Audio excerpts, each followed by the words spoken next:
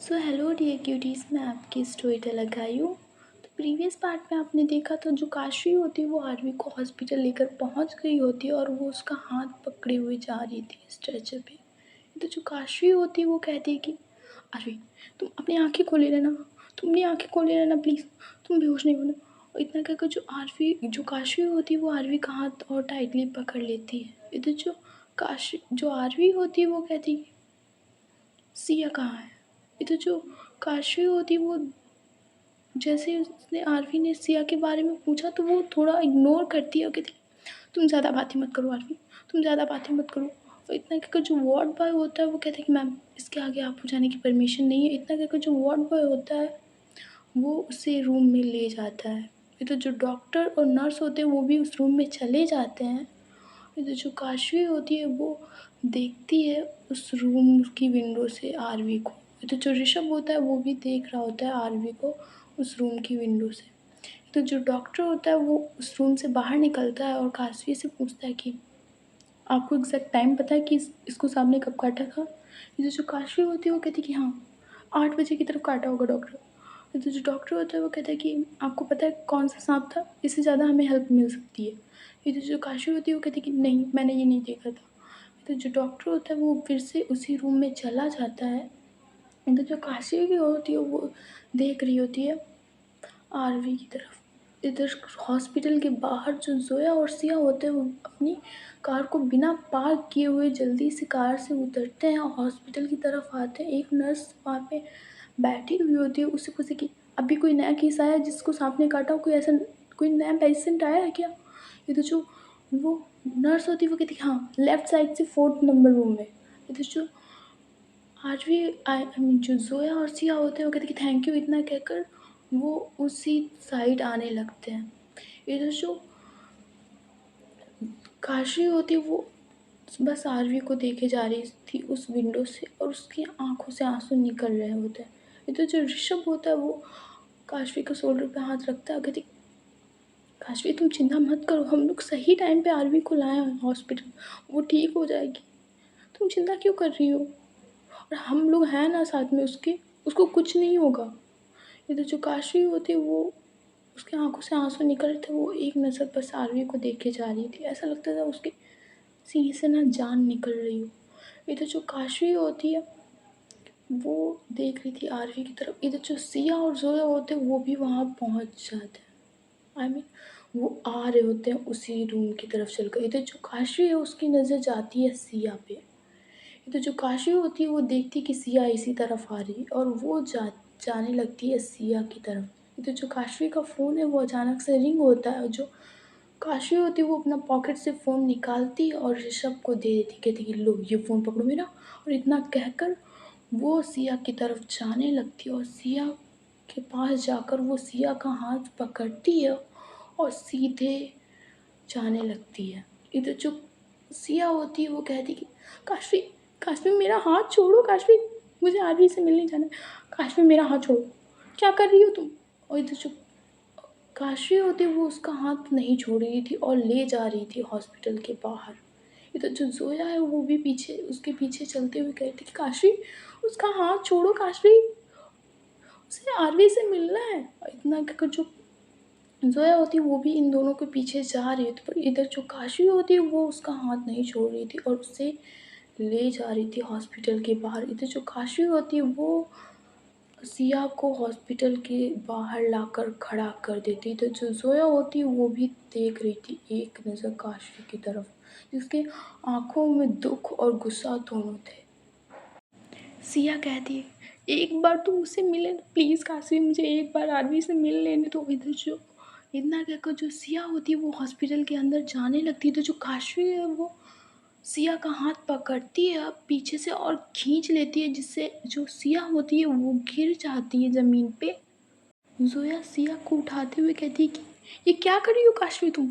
इधर जो सिया होती है वो कहती है काशवी मैं तुम्हारे आगे हाथ जोड़ रही हूँ, प्लीज़ एक बार मुझे सिया आरवी को देख लेने दो ना प्लीज़। इधर जो जोया होती है वो कहती है काशवी प्लीज़ मान जाओ ना, वो रो रही है, प्लीज़ उसको जाने दो आरवी के पास। इधर जो काशवी होती है वो कहती है सिया, मैं तुम्हारे आगे हाथ जोड़ रही हूँ कि मेरी बहन की लाइफ से तुम हमेशा हमेशा के लिए चली जाओ।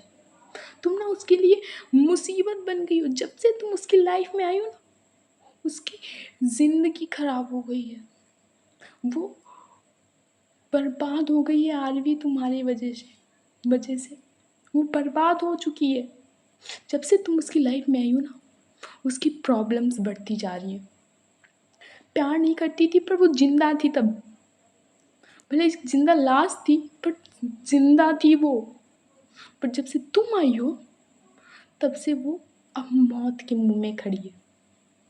वो मौत से जूझ रही है एक सिया। तभी जो जोया होती है वो कहती है, तुम क्या कह रही हो काशवी? तुम जानती हो सिया आरवी से प्यार करती है। इधर जो काशवी होती है वो कहती, कैसा प्यार जोया, कैसा प्यार? ये आरवी की लाइफ में आई है उस दिन से मुसीबत बन गई है आरवी के लिए। हुँ?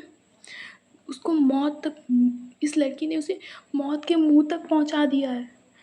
जो सिया होती है वो कहती है कि मैं आरवी से प्यार करती हूँ काशवी।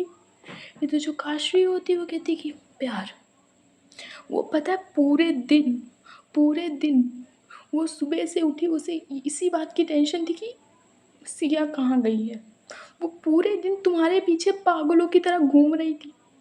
तुम्हें इस बात की कोई चिंता थी? कोई चिंता थी तुम्हें उसकी बात की? सुबह से वो पागलों की तरह घूम रही थी, देखा था तुमने उसे। और जब तुम्हें वो शाम को मिली तो तुमने उसे मुंह फेर लिया। तुमने उससे मुंह फेर लिया। आरवी तुमसे प्यार करती थी, तुमने उससे कभी प्यार किया ही नहीं। तुम्हें सिर्फ प्यार के नाम पे उस पर शक किया है। जब देखो शक करना कि कीर्ति से तुम्हारा चल रहा है। नहीं, तुमने सिर्फ प्यार के नाम पे उस पर शक किया है, प्यार नहीं किया। प्यार सिर्फ आरवी ने तुमसे किया है। वो हर बात तुमको खुद को सही साबित करती थी कि नहीं, मेरा किसी के साथ अफेयर नहीं है। पर तुम सिर्फ शक शक शक करके उसे आज तुमने उसके मौत के मुंह तक तुमने उसे पहुंचा दिया। मैंने देखा था वो कह रही थी कि सुनो सिया सुनो, मैंने कीर्ति के साथ मेरी कोई फीलिंग्स नहीं, कीर्ति के दिल में मेरे लिए कोई फीलिंग्स नहीं, वो कहकर तुम्हारे पीछे आ रही थी। पर नहीं, तुमने उसकी बात एक बार भी नहीं सुनी और तुम चलते हुए जा रही थी। तुम्हारी वजह से उसको सांप ने काटा। फिर जो सिया होती है वो कहती कि मुझे कुछ नहीं पता था इसके बारे में, मेरी कोई गलती नहीं है। मैं मानती हूँ मुझे नाराज़ नहीं होना चाहिए था, बट मेरी इसमें कोई गलती नहीं। काशवी प्लीज़ मुझे आरवी से मिलने दो। काशवी कहती, तुम्हारी इस गलती की वजह से मेरी बहन को कुछ हुआ ना सिया, मैं तुम्हें पूरी ज़िंदगी नहीं माफ़ करूँगी। इधर जो जोया होती है वो कहती कि काशवी तुम भी जानती हो कि सिया आरवी से कितना प्यार करती है और आरवी भी सिया से कितना प्यार करती है। तुम सोचती हो कि तुम इन्हें मिलने नहीं दोगी तो आरवी बिना सिया के जिंदा रह पाएगी? तुम्हें लगता है कि आरवी कभी सिया को छोड़ पाएगी? ये तो जो काशवी होती है वो एक बार जोया की तरफ देखती है और कहती कि हाँ, जिंदा रह लेगी वो, कैसे भी रहे, कुछ भी नशे करे, कुछ भी करे, किसी लड़की के साथ जाए, जिंदा रह लेगी वो। बट जगह सिया के साथ वो रही तो ऐसे ही उस पर मौत के काले बादल मंडराएंगे। समझ में? ये लड़की उसे हर बार मौत के मुंह में ले जाती है। और क्या वजह है? सिर्फ इसका सो कॉल्ड शक। ये शक करना कभी नहीं छोड़ेगी।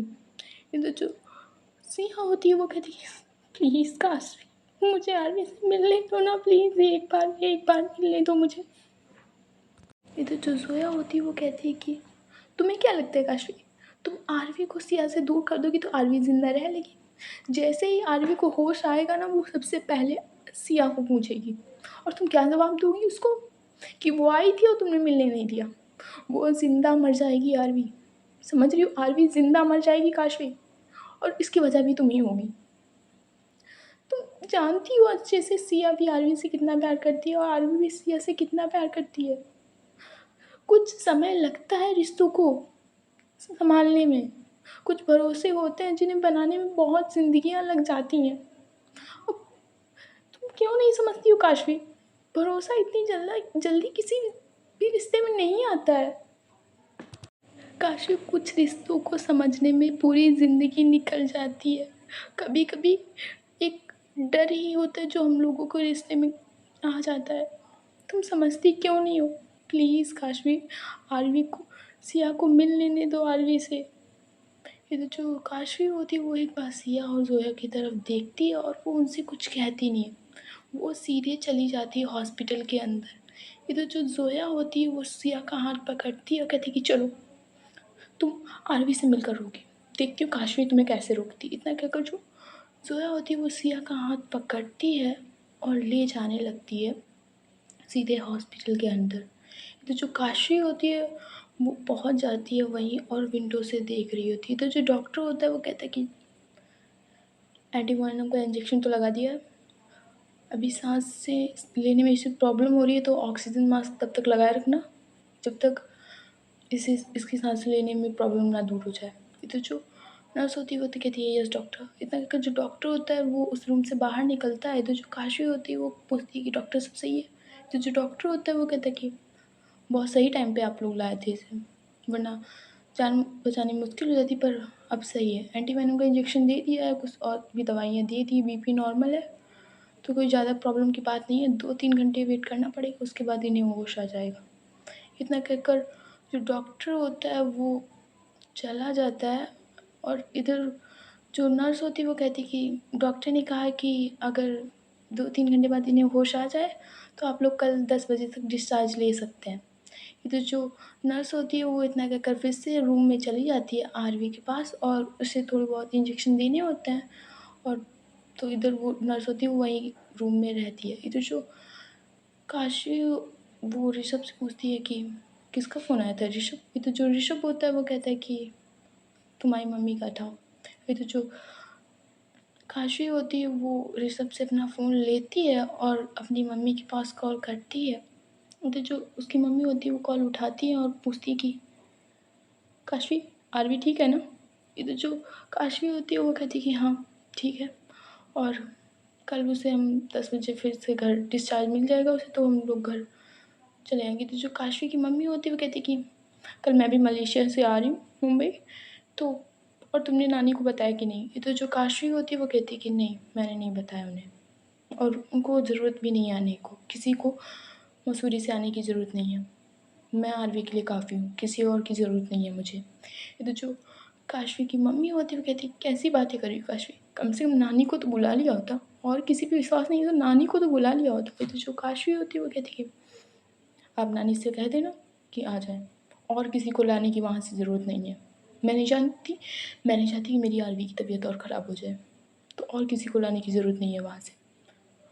और इधर जो काशवी होती है वो कहती है मम्मी आप कल हॉस्पिटल ना आए, सीधे घर ही आएँ और मुझे आपसे एक ज़रूरी बात करनी है। इधर जो काशी होती है वो एक बार ज़ोया की तरफ देखती है और कहती है कि मुझे आपसे बहुत ज़रूरी बात करनी है।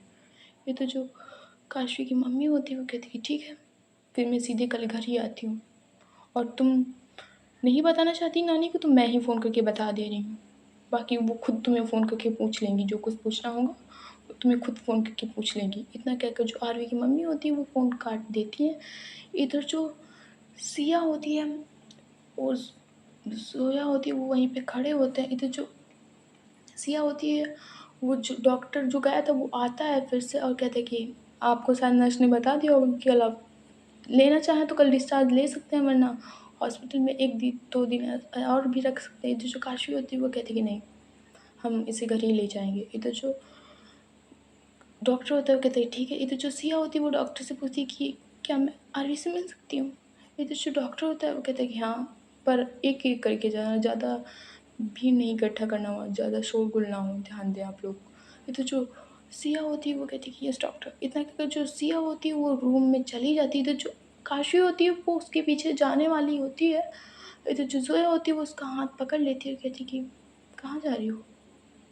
इतना भी भरोसा नहीं है सिया पे तुम्हें? तुम क्यों भूल जाती हो? जो अगर आरवी के साथ बुरा हुआ तो सिया के साथ भी पहले 4 साल में बुरा हुआ है। वो 4 साल तक कोमा में थी काशवी, उसे कुछ नहीं, उसकी भी याददाश्त अभी वापस आई है, और तुम क्यों भूल जाती हो कि आरवी के रिलेशन थे कीर्ति के साथ? फ़ोटो देखिए, और फ़ोटो झूठी नहीं थी, मॉर्फ नहीं करवाई गई थी।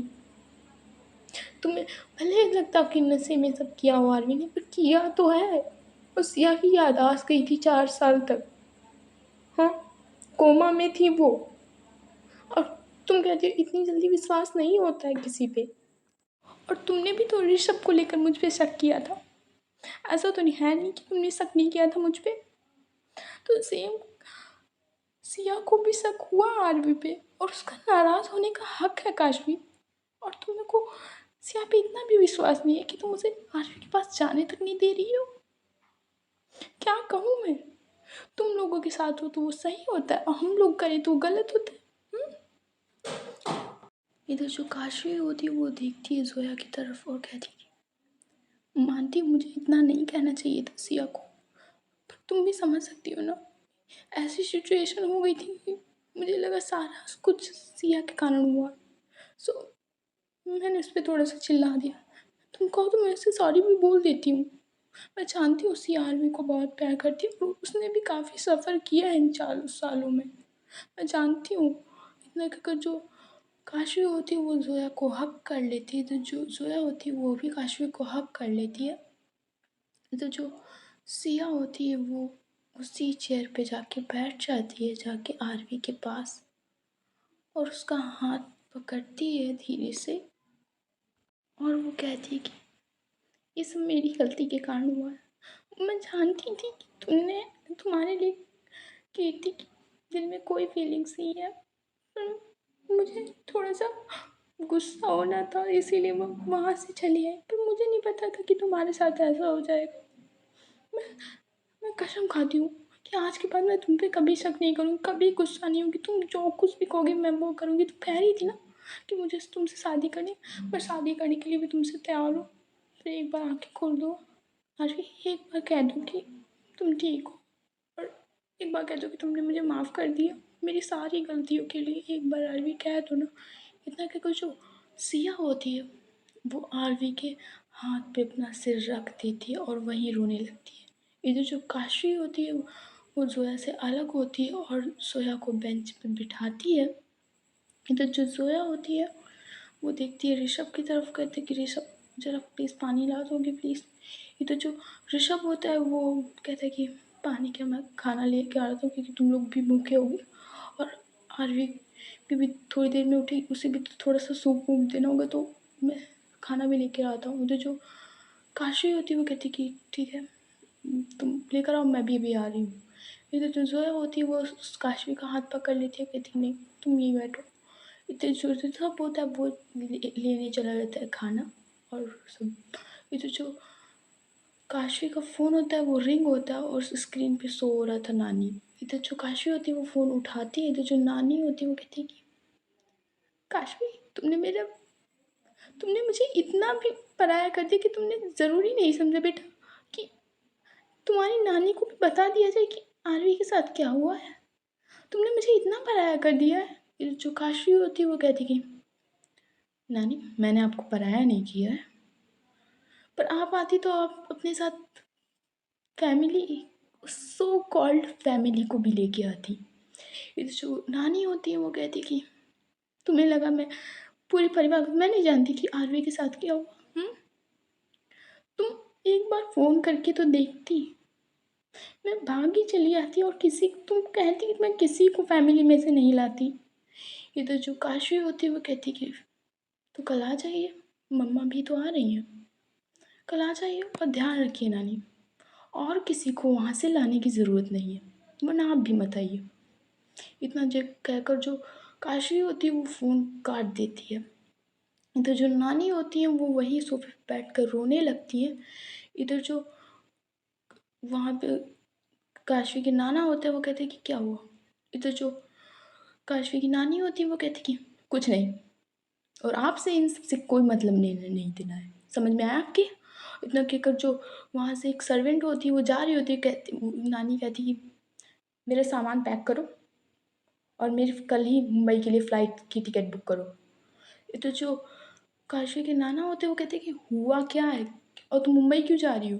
इधर जो दादी होती है वो कहती है, जो आरवी की दादी आई मीन होती है और काशवी की वो नानी होती है। सो इधर जो काशवी की तो आई मीन आरवी की दादी होती है वो कहती है आपसे कोई मतलब नहीं है, न 4 साल पहले था न अब है, तो आपको पूछने की ज़रूरत नहीं है। वो आपके लिए 2 साल पहले मर गई थी ना, तो आज भी उसे मरा ही समझ लीजिए। इधर जो काशी के नाना होते हैं, आई मीन जो आरवी के दादाजी होते हैं, कहते हैं, बताओ तो क्या हो गया है उसको? इधर जो काशी जो ना दादी जी होती हैं, कहती हैं, मतलब नहीं है आपको। आप और ये फैमिली में से कोई भी वहाँ पहुँचना भी नहीं चाहिए। तो वो थोड़ी-सी ज़िंदा है, वो भी मर जाएगी वो। इतना कहकर जो काशवी की दादी जो आई मीन जो आरवी की दादी होती है, वो वहाँ से उठकर रूम में चली जाती हैं। इधर ऊपर स्टेयर्स के एक जो लेडी होती है बहुत सुंदर, वो हाथ में पकड़ा फ़ोन, अपने हाथ में पकड़े हुए फ़ोन उस स्टेयर्स से उतरती है, और ये जो उसने सुना था कि आरवी को सांप ने काट लिया है, जो थोड़ी-सी ज़िंदा है वो आप के जाने के बाद और मर जाएगी, उसके चेहरे पे आती है एक स्माइल। और वो और कोई नहीं, वो जाह्नवी होती हैं, सिया की आई मीन आरवी की सौतेली मम्मी। जो आरवी की सौतेली मम्मी होती हैं जाह्नवी। इधर उसके चेहरे पे आती है एक स्माइल, और वो फिर से स्टेयर्स से अपने रूम की तरफ चली जाती हैं, और वो करती हैं फ़ोन कीर्ति को। इधर जो कीर्ति होती है वो फ़ोन उठाती है, और इधर जो आरवी की सौतेली मम्मी होती हैं जाह्नवी, वो कहती है, क्या बात है? तुम्हें क्या आरवी से प्यार नहीं था क्या? ये तो जो कीर्ति होती है वो अभी तक कुछ उसे पता नहीं चला था, क्योंकि उसके सारे आदमी तो जेल में थे, तो उसे कोई फ़ोन करके बताने वाला था नहीं। तो जो कीर्ति होती है वो कहती कि क्या कह रही हैं आप? ये तो जो जाह्नवी होती हैं आरवी की सौतेली मम्मी, वो कहती कि अरे तुमको पता नहीं है कि आरवी को सांप ने काट लिया और वो मौत के मुँह में है। इधर जो कीर्ति होती है वो जैसे ही सुनती है ये सब कि आरवी को सांप ने काट लिया है, तो इधर जो कीर्ति होती है कैसे? और सिया नहीं, सिया ज़िंदा है कि नहीं? इधर जो जाह्नवी होती है वो कहती है ये मुझे नहीं पता, पर मुझे अभी खबर मिली है कि आरवी को सांप ने काट लिया। और इतना कहकर जो जाह्नवी होती है वो हँसने लगती हैं और कहती कि क्या बात है? तुमने तो मेरे रास्ते का काँटा ही हटा दिया। अब तो ओबरॉय एम्पायर के सारे 100% शेयर और आरवी के सारे 100% शेयर वो तो सब मेरे होंगे। इतना कहकर जो जाह्नवी होती है वो हँसने लगती है और फ़ोन काट देती है, और उधर वो बेड पे बैठ के पूरी उसकी स्माइल होती है, वो आज वो खुलकर हँस रही थी। इधर जो कीर्ति होती है वो जैसे ही सुनती है वो सारी रूम की सारी चीज़ें फेंकने लगती है और कहती कि आरवी क्यों तुम हर बार बीच में आ जाती हो सिया को, जब मैं कुछ करने वाली थी तुम हर बार क्यों मेरे बीच में आ जाती हो, तुम खुद क्यों ले लेती हो हर चीज़, सिया की मुसीबत अपने ऊपर। इधर जो कीर्ति होती है वो पूरे रूम का सामान इधर उधर तोड़ रही होती है, पूरे रूम का सामान। इधर जो काशी होती है वो ज़ोया के पास बैठी हुई होती है, और जो ज़ोया होती है वो एक बार पूछने की कोशिश करती है कि काशी, तुम नानी से इस तरह से बात क्यों कर रही थी, और तुमने क्यों कहा कि किसी को लाने की ज़रूरत नहीं है वहाँ से? इधर जो काशी होती है वो एक बार ज़ोया की तरफ देखती है और कहती कि अभी ये बताने का सही टाइम नहीं है ज़ोया। मैं प्रॉमिस करती हूँ मैं तुम्हें जब सही टाइम आएगा मैं तुम्हें सारी चीज़ें बता दूँगी। इधर जो ज़ोया होती है वो भी ज़्यादा काशवी से नहीं पूछती है, और उसके आर्म्स को ना वो बहुत अच्छे से फ़ोल्ड कर लेती है। तो जो काशवी होती है वो भी एक बार ज़ोया की तरफ देखती है, और उसके शोल्डर पे ना होता है वो अपना सिर रख देती है। सो गाइस आज की स्टोरी बस यहीं तक, और देखते हैं क्या होता है। काशवी क्या इम्पोर्टेंट बात करना चाहती है अपनी मम्मी से, क्या होता है, क्या हुआ था 4 साल पहले, देखते हैं। और क्या कोई सरप्राइज़ है या शॉक, क्योंकि अभी अवनी की एंट्री बाकी है, और अवनी कुछ ऐसा लेकर आने वाली है जो तुमने शायद ही कभी देखा हो। सो रेडी रहना एक और ट्विस्ट के लिए। अभी कुछ दिन चैन से निकाल लो, अवनी के आने के बाद तो चैन तुम्हारा उड़ने वाला है। So bye, good night and tata and see you.